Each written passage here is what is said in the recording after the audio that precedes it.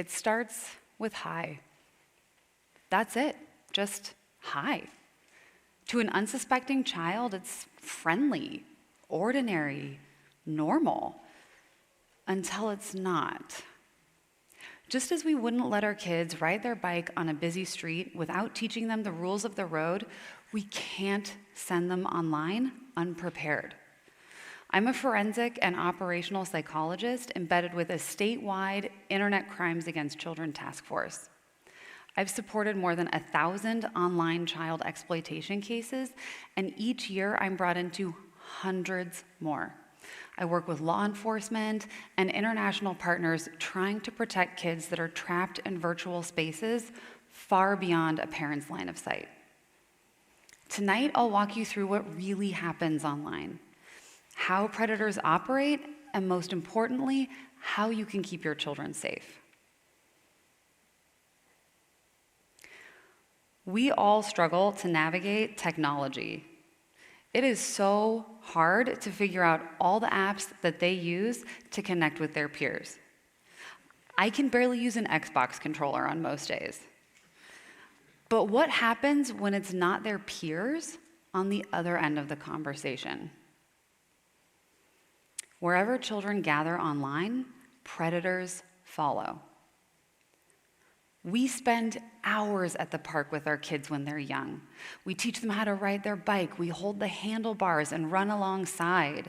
We make sure they're steady before we ever let go. We insist on helmets and knee pads and looking both ways.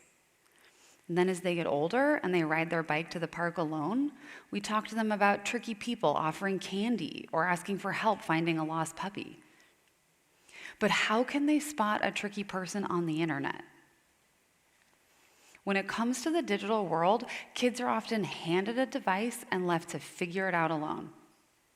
No training wheels, no safety talk, just a wide open road. Here's what I've learned after years of doing this work. The most powerful protection your child has online doesn't start with an app or a filter or a setting. It starts at home with you. Predators don't need hidden corners of the internet anymore. They use the same platforms our kids use every day. Discord, Snapchat, Roblox, just to name a few. We still talk about stranger danger, but most grooming doesn't start with a stranger on the street. It starts online with kindness, a compliment, a shared interest, you seem cool, send me a private message. It's friendship used as a weapon. Another way to describe that is online enticement. That's when an adult builds trust with a child online in order to manipulate or exploit them. According to the National Center for Missing and Exploited Children, in 2024 alone, there were more than 500,000 reports of online enticement involving children. I want to say that again. In 2024 alone, there were more than 500,000 reports of online enticement involving children. That's the equivalent of 7 sold-out NFL stadiums filled not with fans, but with children who were targeted online in just one single year. Let's take a breath. The goal here isn't fear, it's knowing what to do.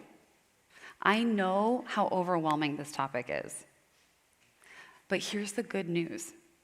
You already have the most important tools you need to keep your children safe online. Not only that, but I'm going to tell you how you can start using them tonight. In order to do that, you need to understand what online enticement really is and how grooming works. Predators online are not the dangers we warn our kids about when they're riding their bikes to go play at the park. They're not the car speeding through the red light. They're the friendly neighbor who waves them over and says, "You're really good at riding your bike. If you can keep a secret, you can come ride in my backyard. It's even more fun back there." Grooming follows a predictable pattern based around 3 psychological tactics: kindness, secrecy, and shame. The first, kindness. Predators build trust with praise and validation. To a lonely or curious child, it feels like connection when they hear, "You're not like other kids, you're mature for your age." They make the child feel special. Second, secrecy. They say things like, "This is our little secret," and "Your parents wouldn't understand. Nobody knows you like I do." They reframe isolation as intimacy. Third, shame.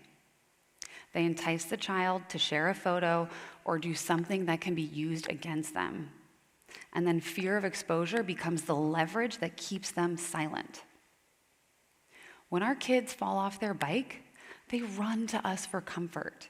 But when they stumble online, shame and fear can keep them silent. And what comes from that is what I call the silence gap. That's the space between what a child experiences online and when parents are finding out about it. This is where predators flourish. I want to tell you about what this looks like with a real case of mine. A girl I worked with who I'll call Maya. Maya is 12. She loves her family, she loves her dog, and she loves Minecraft. Last year, while she was playing on a live server, building a castle with a lava moat, she started getting messages. They started with kindness. "Hi, that build is really cool." They made her feel special and encouraged her to share her secret thoughts. She felt seen and heard. That's why it didn't feel strange the first time she was asked to send a photo. But then the demands started coming. Demands for more. It took months for her to overcome her shame and tell her parents what had happened. Imagine finding out that there are images of your bright young daughter's body that now live online. Her parents couldn't understand how this happened. Her parents are good parents. Like so many families I work with, and so many of us, we are trying to protect our children from every danger we know about. The biggest risk to our children isn't the internet. It isn't a platform or an algorithm. It's when they stay silent because they're too scared or too ashamed to speak. And this is why the most important tool you have is not software, it's connection. It's a parent who listens in a way that makes honesty feel safe by saying things like, "Everyone makes mistakes online.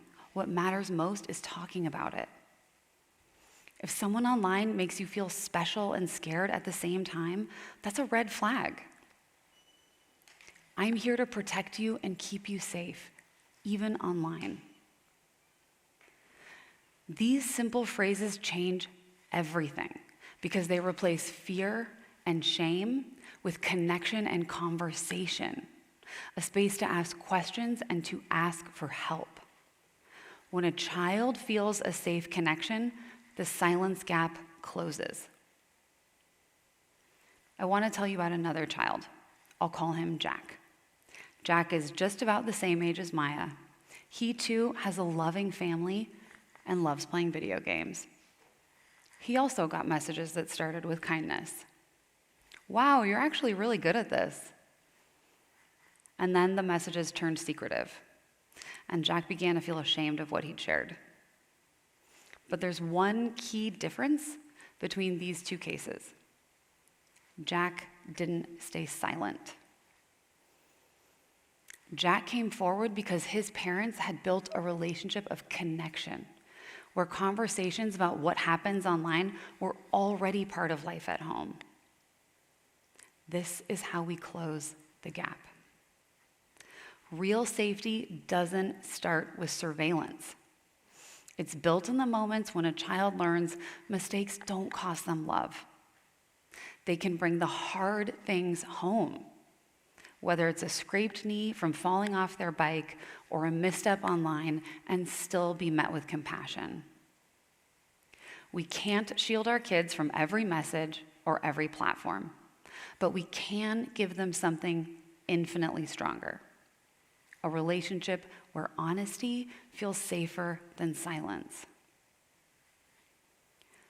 So here's the homework. When you go home tonight, start a conversation with your child and build connection by saying this: if anything ever happens that makes you feel uncomfortable online, even if you think you messed up, I want you to come to me. You will not get in trouble for being honest. Nothing you say could make me stop loving you. And then stop talking. Just listen. Later, ask these questions with curiosity, not judgment. Who do you talk to online? Are they people you know in real life? Has anything ever happened online that made you feel uncomfortable? You don't have to be the only one having this conversation with your child. Other trusted adults can have it too. If you're not a parent, think about a child in your life and have a version of that same conversation. You don't have to be perfect. You don't have to have all the answers. You just need to start the conversation. Because conversation is the difference between secrecy and safety. And connection is what keeps kids from carrying their shame alone. Because when that next message comes, your child's first response might just be to walk into the room and say, "Hey, Mom, Dad, someone I don't know said hi to me online, and now they're trying to get me to talk to them on a different app." This is how we close the silence gap. This is how we change the ending. This is how we keep our kids safe on their bikes and online. And you can start doing that tonight. Thank you.